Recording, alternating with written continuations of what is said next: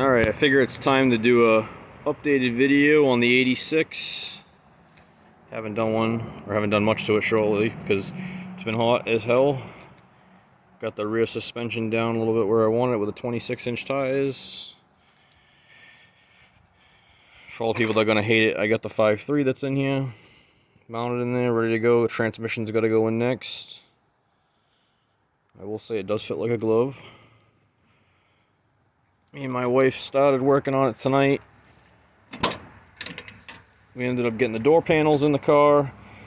Got the interior pretty much half-assed somewhat in here. I still got some odds and ends. The center consoles in, the dash is in. I started putting the sidebar, side plastic trim pieces in. We got more to go, but gaining on it.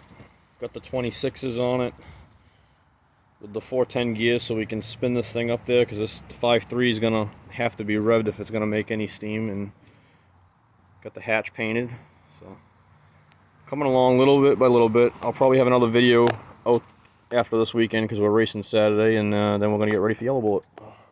Thanks, guys.